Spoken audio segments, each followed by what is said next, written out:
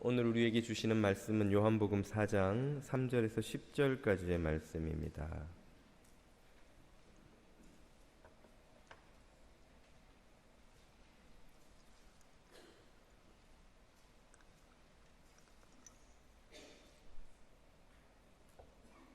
요한복음 4장 3절에서 10절입니다. 자매님과 형제님들이 한 절씩 읽죠. 유대를 떠나사 다시 갈릴리로 가실새 사마리아를 통과하여야 하겠는지라. 사마리아에 있는 수가라 하는 동네에 이르시니 야곱이 그 아들 요셉에게 준 땅이 가깝고 거기 또 야곱의 우물이 있더라. 예수께서 길 가시다가 피곤하여 우물 곁에 그대로 앉으시니 때가 6시쯤 되었더라. 사마리아 여자 한 사람이 물을 기르러 왔음에 예수께서 물을 좀 달라 하시니 이는 제자들이 먹을 것을 사러 그 동네에 들어갔음이러라. 사마리아 여자가 이르되 당신은 유대인으로서 어찌하여 사마리아 여자인 나에게 물을 달라 하나이까 하니 이는 유대인이 사마리아인과 상종하지 아니함이러라. 예수께서 대답하여 이르시되 내가 만일 하나님의 선물과 또 내게 물 좀 달라 하는 이가 누구인 줄 알았더라면 내가 그에게 구하였을 것이요 그가 생수를 내게 주었으리라. 여자가 이르되 10절까지 읽으셨습니다. 한국에서 사역하시는 분 중에 이요나 목사라는 분이 있습니다. 이분은 어릴 때부터 어른들로부터 남자아이지만 참 예쁘다, 그놈 참 예쁘다 하는 소리를 많이 듣고 자라셨다고 합니다. 그러다가 이분이 초등학교 5학년 때 우연히 동성애의 경험을 하게 되었습니다. 그때 이후로 점점 이 동성애에 대한 욕망이 커져가서 마침내 성인이 되었을 때는 완전히 그 동성애자의 삶 속에 그런 삶을 살게 된 것이죠. 그 이태원에 있는 그 게이 바를 운영하면서 동성애 파트너들과 그런 생활을 하면서 쭉 사는 중에 마음속으로 이것을 끊어야겠다, 이 욕망을 버려야 되겠다 작정을 많이 했지만 스스로의 힘으로 그것을 극복할 수 없었다고 합니다. 심지어 자살까지 생각해보고 여러 가지 방법을 써봤지만 어떻게도 그런 삶을 바꿀 수 없었을 때쯤에 30이 되었을 때 그가 우연히 신앙을 가지게 됩니다. 그 계기도 참 극적인데요. 그가 아는 여자 선배가 일본에 가서 사는 중에 기독교인이 된 것입니다. 그녀가 비행기를 타고 귀국을 하는데 비행기 안에서 기도 중에 마음속에 그런 하나님의 음성이 들리더라는 거예요. 요나에게 전도를 해라. 요나에게. 이름이 또 요나군요. 이요나. 예. 요나에게 전도를 해라. 그래서 비행기에서 내리자마자 이 선배가 이 요나에게 전화해서 야, 내가 갑자기 왜 비행기에서 네 이름이 생각나는지 모르겠다. 하나님이 너한테 전도하라고 하신다. 네가 예수 믿어야 되겠다. 그 선배의 말을 믿고 이 이요나 씨가 교회를 다니기 시작한 것입니다. 교회 다니면 좀 이 동성애 욕망을 다루는데 끊는데 도움이 될까 하여 나갔는데 나가서도 열심히 신앙생활하고 또 이곳저곳 다니면서 안수도 받고 했는데도 이게 없어지지 않더라는 거예요. 그래서 한동안은 주일에는 교회에 가고 또 주중에는 게이바를 운영하고 그렇게 동성애적 삶을 사는 일을 계속했다는 것입니다. 그러다가 도저히 이렇게 더 살 수는 없겠다 하는 생각이 들어서 신학교를 가보면 뭔가 좀 바뀌리라 생각을 하고 신학교에 지원해서 신학생이 된 것이죠. 물론 인터뷰 때는 자신의 정체성을 숨겼겠죠. 그래서 신학교에서도 공부를 열심히 해봤는데 역시 그 욕망은 사라지지 않더라는 거예요.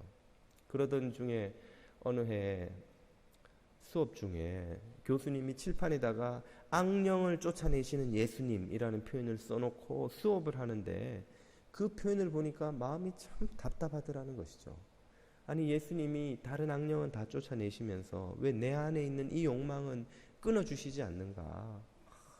주님, 정말 답답합니다. 저를 좀 불쌍히 여겨주세요. 그런 탄식하는 마음으로 수업을 하면서 기도하듯이 이러고 있는데 갑자기 그때 그가 신비한 경험을 하게 되었습니다. 꼭 태풍이 지나가듯이 마음속에 무엇인가가 일어나더니 막 맹렬한 그 속도로 자기 안에 있는 그 무엇인가가 밖으로 확 빠져나가는 그런 경험을 하게 된 것이죠.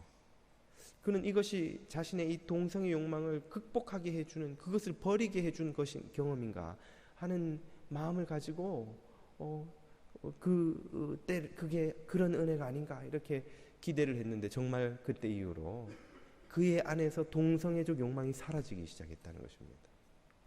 그래서 그는 동성애로 완전히 극복하고 계속 공부를 하여서 후에 목사 안수를 받고, 그리고 과거에는 자신의 파트너요 친구였던 그 동성애자들을 대상으로 사역하는 목사가 된 것입니다.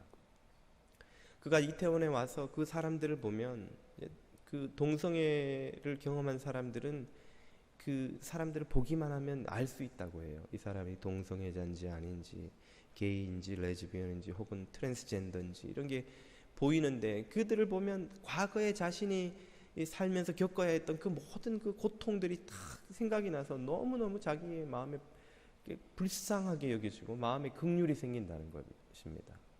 많은 동성애자들이 에이즈에, 여러 가지 성병에, 또 마약 중독, 알코올 중독, 또 트랜스젠더들은 그 멀쩡한 몸에 칼을 대서 기관을 제거하거나 혹은 만들거나 하는 것이니 그게 부작용이 없을 수가 없다는 거예요. 또 호르몬 주사를 지속적으로 맞는 사람들은 그 성호르몬 때문에 생기는 여러 가지 부작용들, 이런 것들로 인해서 겪는 육체적인 고통 혹은 정서적인 고통, 이런 걸 다 생각하면 긍휼의 마음이 생겨서 그들을 위해 사역하는 것이 자신의 목사로서의 사명이다 여기고 그렇게 사역을 하고 계시는데요. 그분이 인터뷰에서 그런 부탁을 교회를 향해 그런 부탁을 합니다. 그 부탁이라는 것은 좀 더 동성애자들에게 따뜻하고 넓은 품을 열어달라는 것이죠. 그분이 옛날 동성애자였던 전력에 또 현재는 목사이고 하다 보니 많은 분들이 이제 상담을 전화로 또 웹사이트로 혹은 직접 만나서 상담을 해오는데, 그 대부분이 기독교인 동성애자들이라는 것입니다. 그들의 공통점은 신앙생활을 하지만 교회에서 자신의 정체성을 드러내지 못한다는 것이죠. 그리고 그 중에는 심지어 신학생이나 사역자도 있다는 것이죠. 그들 역시 자신의 정체성을 숨긴 채 신학 공부를 하고 역시 사역을 하고 그렇게 살아가는데, 그들의 괴로움은 또 특별하다는 것입니다. 자신을 드러낼 수가 없기 때문에, 또 교회에서 혹시나 드러나게 되었을지도 드러날까봐 겪게 되는 어떤 긴장, 두려움, 또 만에 하나 드러나게 되면 교회에서 받는 그 차가운 시선들 때문에 이들이 교회 안에서 참 제대로 된 지원과 지지를 가장 받아야 할 곳에서 가장 받지 못한다는 거예요. 왜 교회가 그들을 향해 따뜻한 팔을 벌려야 하느냐 하면, 그들이 교회를 나가서는, 교회 밖에서는 어디에서도 그런 지원이나 도움을 얻을 수가 없다는 것입니다.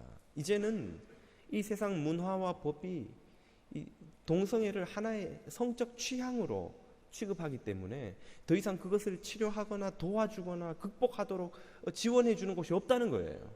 오히려 그걸 지원하거나 도와준다 그러면 오히려 이상하게 여기고 오히려 법적으로 문제가 되는 상황이 벌어졌기 때문에, 교회 말고는 이 문제가, 이것이 죄라는 것을 알려주는 것도 없고 이것을 극복하게 하도록 도와주는 것도 없는데, 교회에서는 그럴 준비가 안 돼 있다는 것이죠. 교회에서는 너무나 이 문제에 대해서 경직되어 있다는 것이죠. 그래서 교회가 이들을 도와주고 지원해 주지 않으면 그 어디에서도 이들은 이 문제를 극복할 수 있는 방법이 없기 때문에 교회가 이들에게 팔을 좀 더 넓게 따뜻하게 벌려달라고 요청하고 있는 것입니다.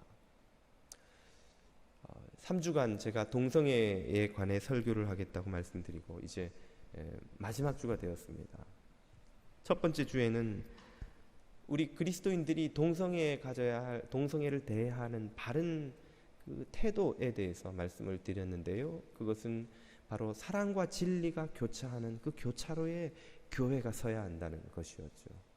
지난주에는 그 두 개의 길 중에서 진리의 길에 대해서 말씀을 드렸습니다. 성경이 동성애에 대해서 무엇라고 판단하고 계시는가 하는 것을 주목했다면, 오늘은 그와 나란히 또 하나의 길, 은혜의 길이 있다는 것을, 그 은혜의 길에 대해서 살펴보고자 하는 것입니다. 이 설교가 이런 문제로 고통받고 있는 우리 교우들 혹은 교우 가정들, 가족들에게 소망이 힘이 될 수 있기를 바랍니다. 보통 언론에서는 인구 중에 한 7%를 동성애자로 추산합니다.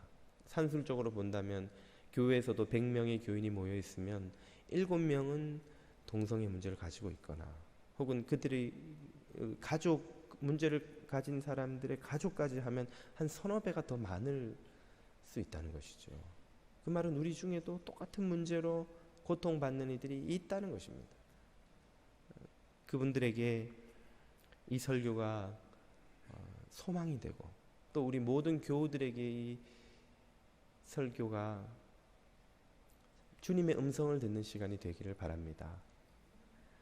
성경을 지난주에도 우리가 살펴보았습니다만, 동성애에 대한 성경의 평가를 연구하고 나면 자연스럽게 동성애에 대해 부정적인 태도가 생길 수밖에 없습니다.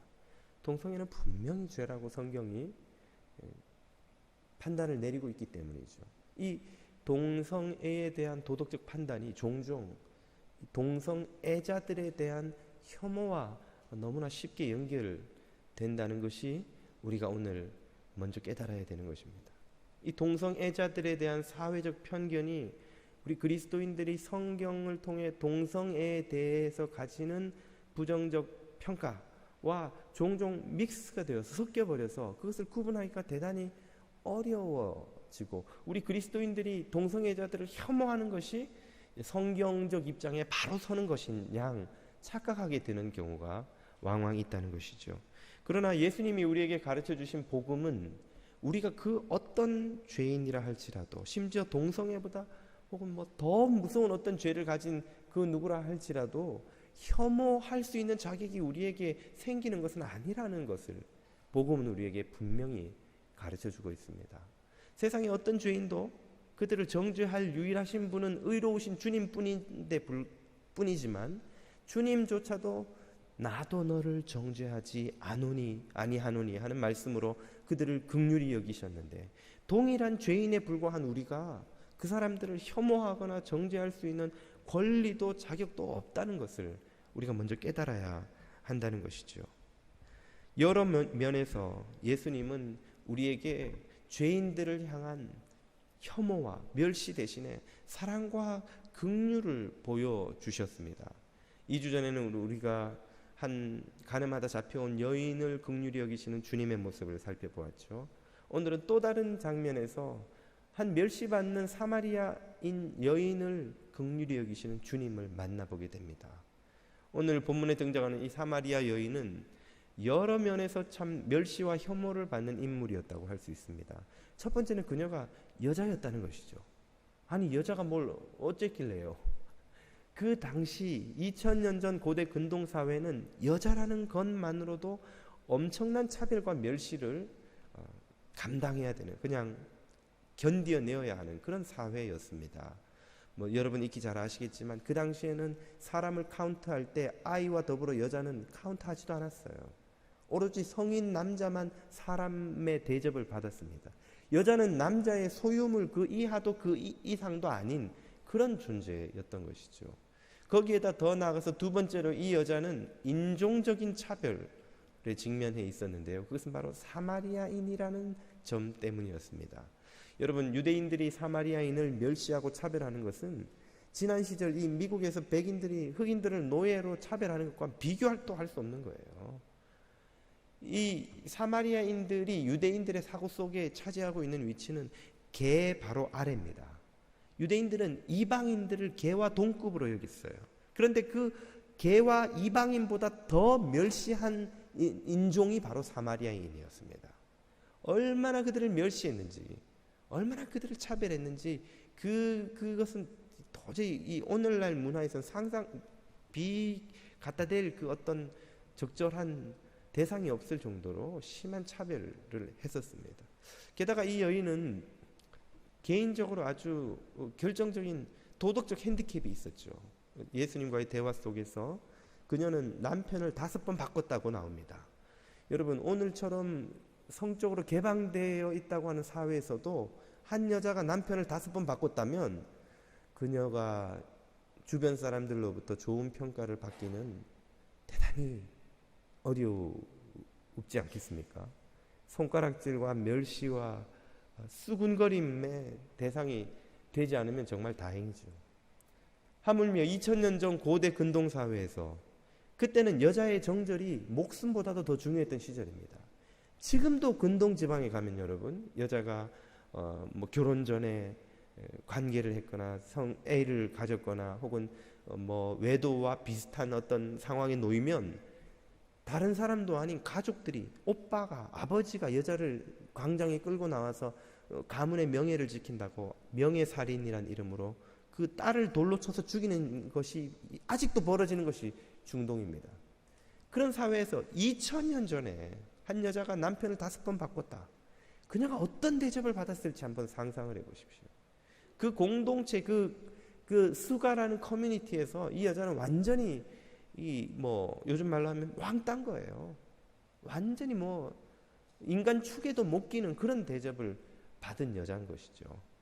그녀가 어떤 위치에 있었는지는 그녀의 행동 한 가지를 통해서 잘 드러납니다. 오늘 본문을 보면 그녀가 우물가에 물을 기르러 제6시, 낮 12시, 정오, 한낮에 나왔다 그랬어요.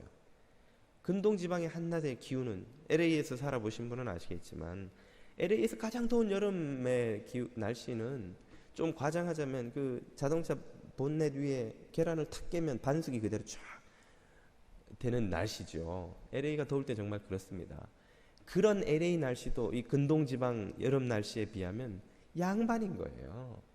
이 지중해 연안이 너무 덥기 때문에 한낮은 도저히 더워서 활동할 수 없기 때문에 생긴 문화가 뭡니까? 그게 시에스타라고 낮잠 문화예요. 낮잠 문화. 그 시간에는 요즘도 가면 관공서고 뭐고 다 문 닫아요. 한 2시간에서 3시간 정도 문 닫고 이제 좀 시원해져서 오후 늦게 되면 그때 다시 문 열고 사람들이 활동을 시작하죠.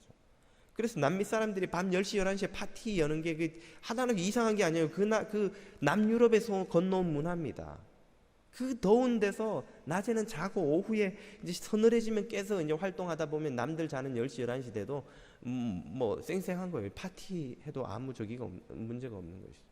그런 문화권에서 낮 12시에 우물에 물을 기르러 나온다. 그것도 혼자. 여러분, 우물은 그 당시 아줌마 세계의 카페예요. 카페. 온 동네 아줌마들이 아침 해 뜨기 전에 혹은 저녁 시원할 때 그 우물가에 모여가지고 물 길러러 와서 이분들이 물 길러러 온 것인지 국제평화를 논하러 온 것인지 모르겠지만 하여튼 모여가지고 뭐 남편 욕, 시댁 욕, 동네 이야기 막 온갖 이야기 거기서 다 주고받고 커뮤니티가 형성되는 거예요. 관계가 형성되고 거기에 못 끼면 정말 그 마을에 사는 건 정말 그 괴로운 것이죠. 그런데 이 여자가 언제 물길러 왔는지를 한번 보시라는 거예요. 낮 12시 그 더워서 아무도 문 밖에도 안 나오려는 때에 여자가 혼자 물을 길러 이 우물가에 왔습니다. 그건 그녀가 그 수가성 커뮤니티에서 완전히 내놓은 존재라는 것이죠. 그 커뮤니티에서 받아들여지지 않는, 유대인에게 멸시받는 것은 고사하고 같은 사마리아인들 중에서도 천대와 멸시와 외면을 받는 소외된 인물이었다는 것입니다. 그런 여자였기에 예수님이 처음에 그녀에게 물을 달라고 말을 걸었을 때 그녀가 보인 반응은 하나도 이상한 게 아닌 거예요. 그녀가 깜짝 놀라면서 유대인이요 남자인 당신이 어떻게 사마리아인이면서 여자인 나한테 말을 거세요. 깜짝 놀라죠. 있을 수 없는 일이 벌어지고 있는 거예요. 그 당시 경건한 랍비라면 절대로 접촉해서는 안 되는 그런 천한 여자, 멸시받는 여자와 지금 예수님은 접하고 계시는 것이고, 그래서 제자들조차도 예수님의 이런 행동을 이상하게 여겼다고 했습니다. 본문 27절을 보십시오. 이에 제자들이 돌아와서 예수께서 여자와 말씀하시는 것을 이상하게 여겼으나, 이상하다는 거예요. 어떻게 저런 여자와 예수님이 말을 섞으신단 말이에요. 그러나 본문을 보면 예수님은 그녀와의 대화를 우연히 시작하신 게 아니라는 걸 알 수 있습니다. 예수님은 의도적으로 계획을 가지고 그녀와 대화를 시작하셨고, 그 대화를 너무너무 즐거워하고 계시는 거예요. 정말 좋아하고 계시는 거예요. 그것을 31절 이하가 이렇게 말해줍니다. 그 사이에 제자들이 청하여 이르되 랍비여 잡수소서. 예수님 식사를 건너뛰지 않으셨습니까? 32절에 예수께서 이르시되 내게는 너희가 알지 못하는 먹을 양식이 있느니라. 나를 배부르게 하고 만족하게 하고 먹고 배부른 것보다 더 나를 기쁘게 하는 뭔가가 있다는 거예요. 아니, 예수님이 무슨 안주머니에 비프 저키를 놔두고 하나씩 몰래 잡수셨나? 예수님이 말씀하신 그 양식이 무엇입니까? 34절이죠. 예수께서 이르시되 나의 양식은 나를 보내신 이의 뜻을 행하며 그의 일을 온전히 이루는 이것이니라. 하나님의 뜻을 행하는 것이 주님을 정말 만족해 하는 것인데, 그것이 무엇인지 35절이 또 이렇게 말하죠. 너희 눈을 들어 밭을 보라. 희어져 추수하게 되었도다. 예수님이 지금 이 여자와 하고 계신 것은 그녀의 영혼을 추수하는 거예요. 죄 가운데 죽어가는 불쌍한 여자의 영혼을 주님이 만나시고 만져주시고 그 영혼에게 살 길을 보여주시고 하나님의 긍휼과 은혜를 입도록 그녀를 추수하여 천국 곳간에 넣도록 들어가도록, 하나님 나라에 들어가도록 하는 것이 주님에게 있어서는 가장 만족할 일이요 기쁜 일이요 주님의 진정한 양식이 됐다는 거예요. 주님은 이 여인의 모든 행실에 대한 혐오를 압도하는 그녀를 향한 긍휼과 자비와 사랑을 지금 보여주고 계신 것이죠. 바로 이것이 주님이 우리에게 보여주시는 모범입니다. 죄를 미워하되 죄인을 사랑하는, 죄를 혐오하되 죄인을 한없이 긍휼히 여기는 주님의 모범이죠. 이 죄를 미워하되 죄인을 사랑한다는 원칙을 어떤 이들은 이해하지 못하는 것을 제가 알게 되었습니다. 얼마 전에 한 진보적 언론의 기사를 읽다가 보니까 기독교인들의 그 태도를 비판하면서 이렇게 주장하는 것입니다. 기독교인들은 죄는 미워하고 죄인을 사랑한다고 주장을 하는데 그게 어떻게 말이 되는 소리냐는 거예요. 동성애자들을 정말로 사랑한다면 그들이 살아가는 삶의 방식, 동성애를 긍정하고 인정해 주어야 그들이 감사하고 행복하고 정말 그것으로 사랑을 느끼지, 동성애자들을 사랑한다고 하면서 동성애를 죄라고 정죄하면 어떻게 그들이 마음이 행복하며 기쁘며 즐겁게 살아갈 수 있겠냐는 거예요. 그들이 이렇게 불편하게 하면서 고통스럽게 하면서 그게 뭔 사랑이냐고 주장을 하냐는 것이죠. 그런 게 말도 안 되는 모순이라는 거예요. 죄는 미워하고 죄인을 사랑한다는 건 말장난이라는 것이죠. 그거를 읽으면서 제가 마음이 답답했습니다. 아이를 한 번이라도 키워본 부모라면 누구나 알 수 있는 이 간단한 원리를 기자가 모르고 이렇게 답답한 소리를 하고 있다니. 부모는 누구나 그 자녀들이 눈에 넣어도 아프지 않을 만큼 소중하고 아름답고 사랑스럽지요. 저희 집의 평화, 사랑이 진리 보면 얼마나 부모로서 제 마음이 행복하고 그들을 사랑하는지요. 그러나 그렇다고 해서 그 아이들이 천사가 아니라는 것은 저도 알고 있습니다. 그 아이들이 하는 짓이 모두 천사의 짓이 아니라는 건 저도 여러분도 다 알고 계시죠. 그 아이들도 거짓말을 합니다. 그 아이들도 남의 집에가 좋은 것이 있으면 주머니에 집어넣었다가 집에 와서는 이게 어디서 났지? 하고 능청 떨 줄을 아는 거예요. 그 아이들도 이기적이고 그 아이들도 게으르고 그 아이들도 마음이 악한 마음이 있어요. 동생한테 한 대 맞으면 3대 4대 때리고 싶은 마음이 그 아이들의 마음에 있는 거예요. 그렇다고 해서 내가 그 아이들을 사랑하기 때문에 그 아이들이 하는 짓도 다 괜찮다라고 말한다면 그것이 정말 사랑입니까? 제가 그 아이들을 사랑하기 때문에 그것이 사랑을 하면 할수록 더더욱 그 아이들이 가져온 것이 그것이 내 아이가 했기 때문에 그건 도둑질이 아니고 위치이동일 뿐이라고 우기지 않고 그 바늘 가져온 것이 나중에 소를 훔치는 것이 되지 않도록 깨우쳐주고 꾸짖고 경계하죠. 그것이 잘못이라고 지적하고 그건 죄인 거예요. 그 아이들이 하는 거짓말은 죄인 거예요. 우리 아이들에게 와이프가 이렇게 아내가 매일 해야 될 숙제 이게 미션 도표를 만들어주면 평화는 좀 고지식에 해서 그걸 다 끝날 때까지 시간이 몇 시가 되든 그냥 잠도 안 자고 그냥 뭐 읽어야 되는 거면 읽고 있고 해야 되는 거면 하고 있고 그러고 있는 거예요. 사랑이는 언제 시작인지 다 동그라미처럼 가서 막 놀고 있어요. 사랑은 너 언제 했니? 그래 다 했어. 불꽃 같은 눈으로 지켜보던 오빠가 진실을 알려주죠. 아무것도 안 해서 사랑이 자기 마음대로 동그라미 치고 갔어. 그래. 김사랑 너 거짓말한 거야? 거짓말 아니야. 오빠가 다 봤다는데 하려고 했어. 오빠 거짓말하지 마. 이것이 그녀의 실체입니다, 여러분. 우리의 자녀가 아무리 예뻐도 그들이 하는 모든 행동이 다 옳은 건 아닌 거예요.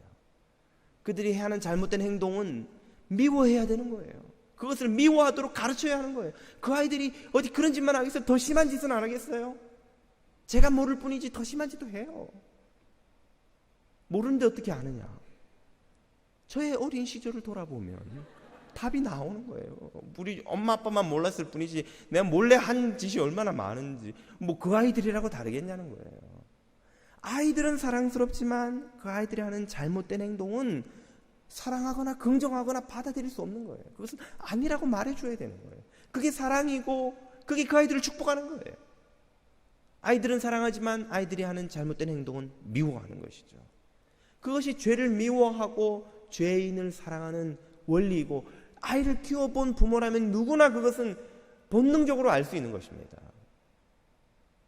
예수님은 철저히 죄는 용납지 않으셨지만 그 죄인을 향한 혐오를 압도하는 그 사랑과 긍휼로 죄인을 받아주신 모범을 우리에게 보여주셨습니다. 당신의 평생에 걸쳐서 한치의 흔들림도 없이 이 원칙을 잘 보여주셨습니다.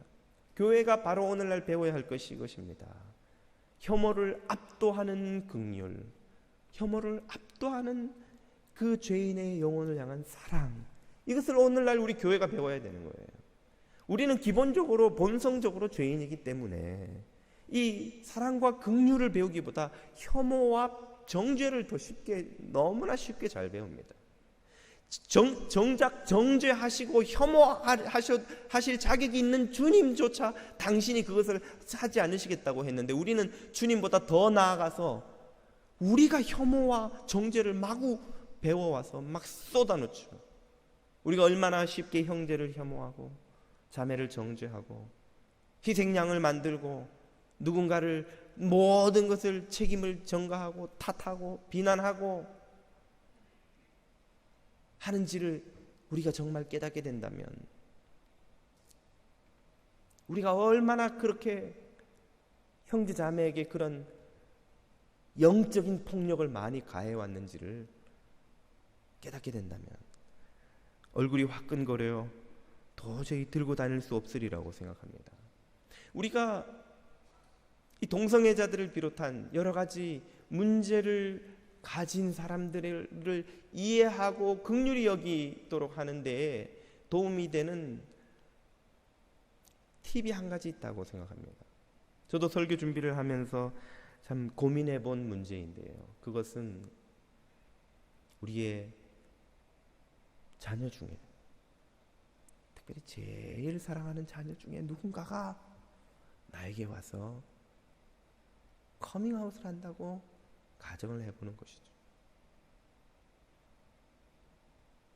내 눈에 넣어도 아프지 않을 것 같은, 내 목숨을 주고 바꿔도 아깝지 않을 것 같은 그런 사랑하는 자녀가 나에게 와서 엄마, 아빠 아무에게도 말 못했지만 내가 엄마에게만, 아빠에게만 이 고민을 털어놓고 싶어요. 내게 동성애에 문제가 있어요.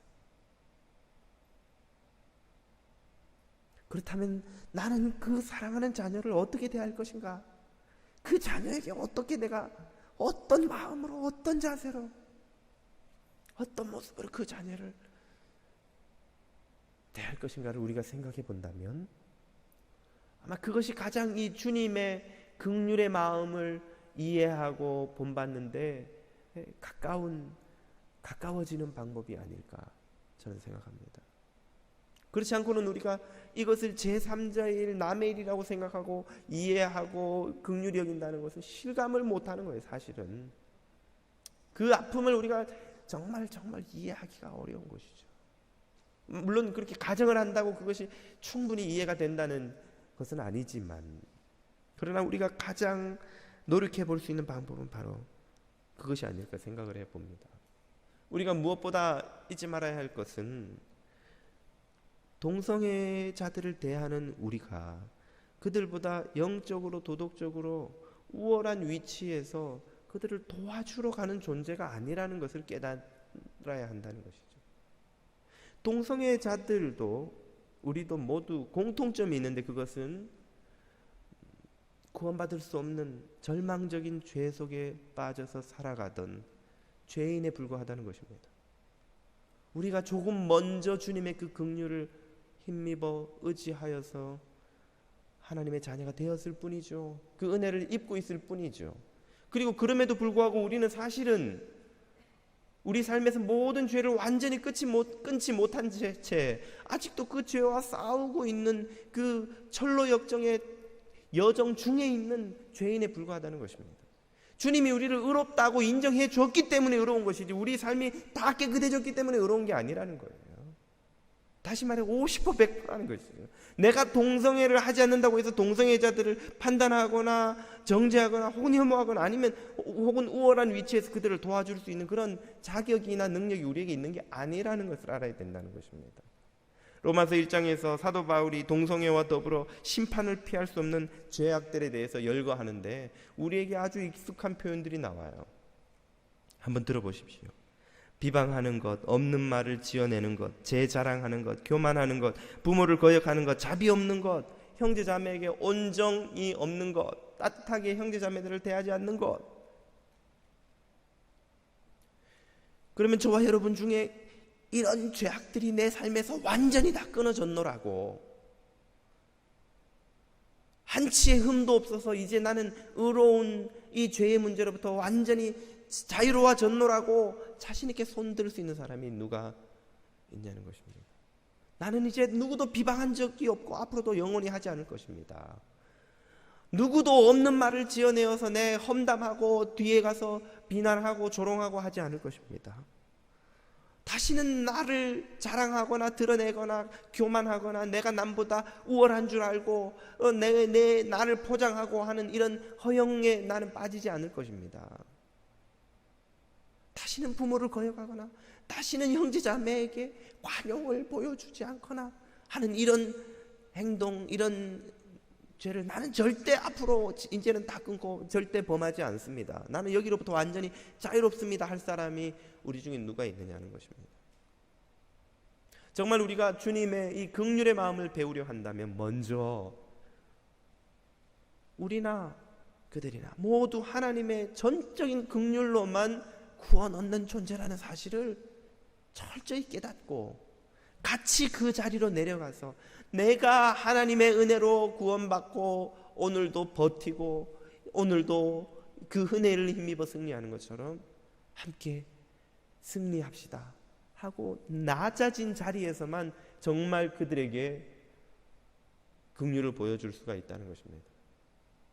우리가 더 높은 영적으로 우월한 위치에서 그들을 도와주겠다고 나선다면 그것은 도움이 아니라 더 그들을 고통스럽고 비참하게 만드는 결과를 가지고 올 수밖에 없다는 것이죠. 필립얀시의 책에 그런 대목이 나옵니다. 한 목사님이 거리에서 몸을 팔아먹고 사는 여자의 비참한 사정을 상담을 하면서 안타까운 나머지 자매님 왜 교회 좀 나가보시지 않으시지 그럽니까? 그러자 그 여자가 목사님의 얼굴을 보면서 어이가 없다는 듯이 이렇게 말한다는 거예요. 네? 지금도 비참해 죽겠는데 더 비참해지란 말입니까? 비참한 상황에 있는 사람들이 교회 가면 그곳에서 위로와 소망을 얻는 게 아니라 더 비참해진다는 거예요.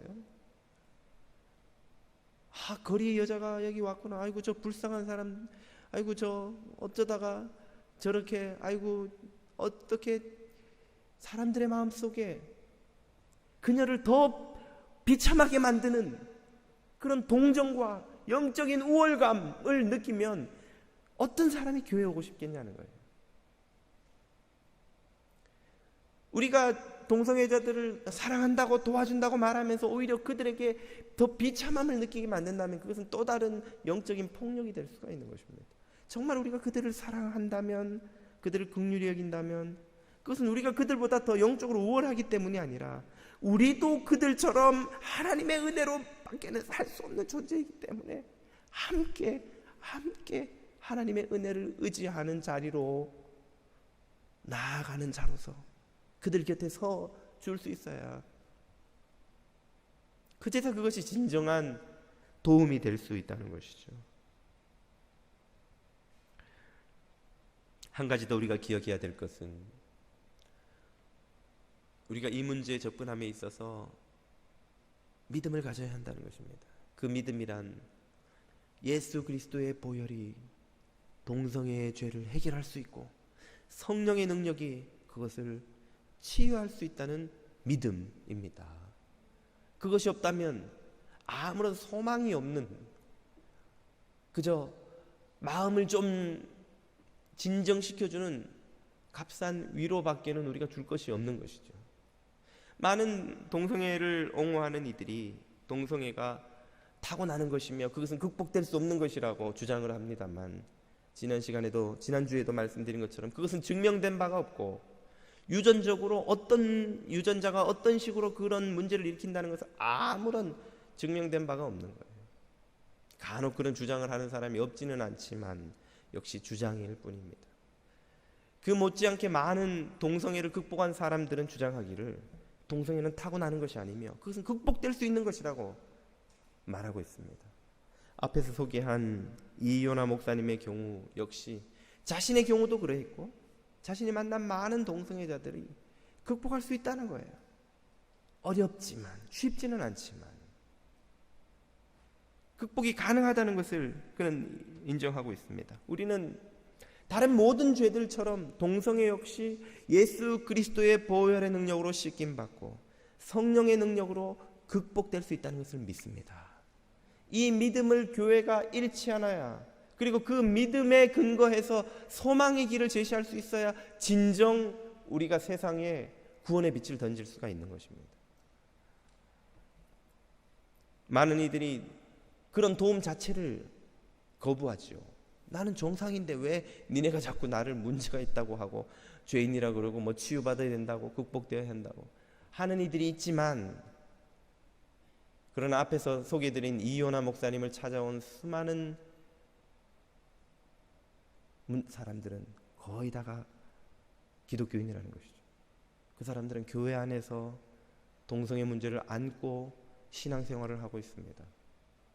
그것은 그들이 그 문제에 대한 성경의 가르침을 지속적으로 들을 수밖에 없고 그것으로 인해서 번민하고 죄책감의 문제를 안고 살아가고 있다는 거예요. 그들에게 소망이 필요하다는 것입니다. 세상에게 이것이 치유될 수 있는, 극복될 수 있는, 또 극복되어야 하는 죄라는 것을 보여줄 수 있어야 한다는 것이죠.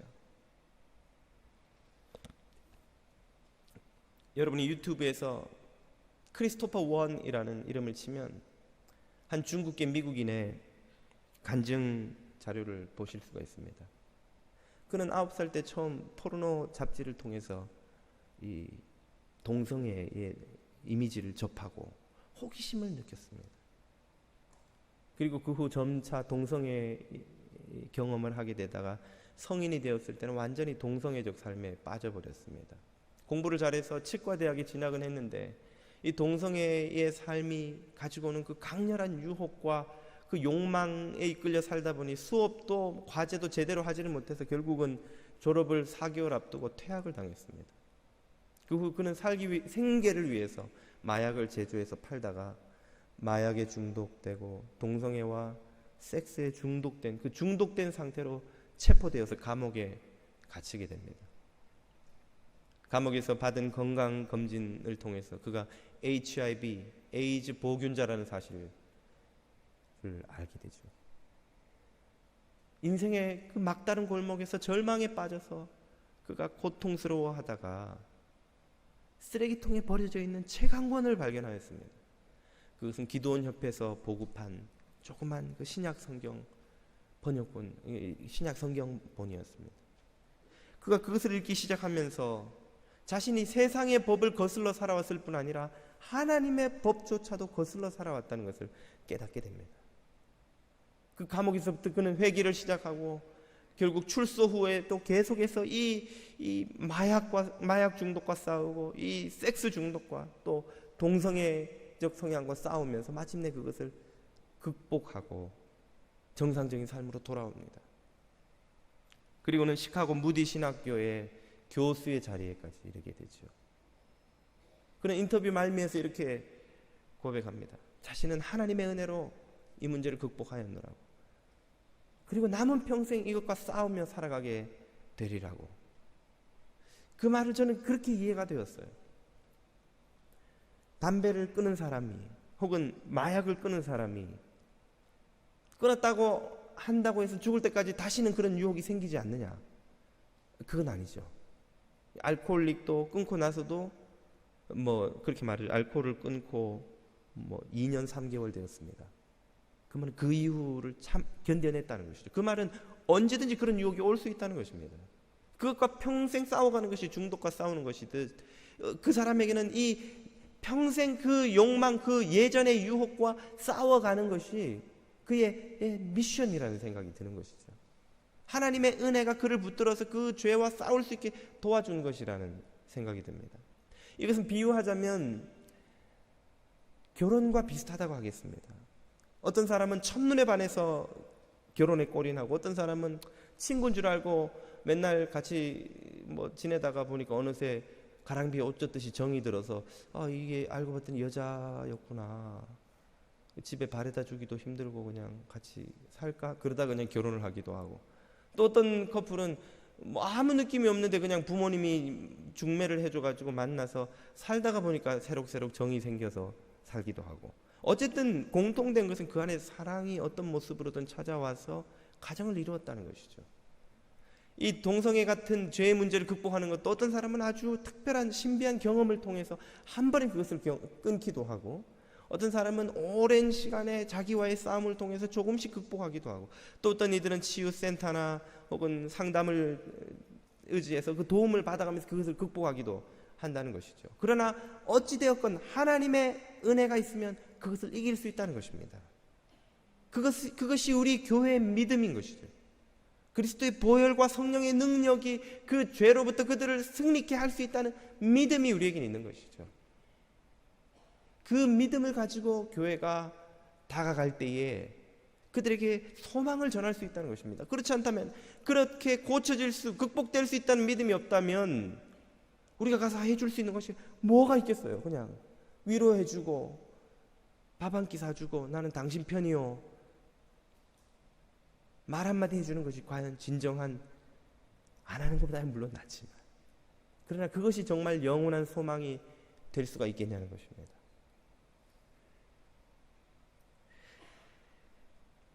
교회 안에도 비슷한 문제로 고통을 겪는 이들이 있고, 꼭 동성애가 아니더라도 다른 문제를 가지고 고통을 받고 괴로워하는 이들이 물론 있으리라 생각합니다.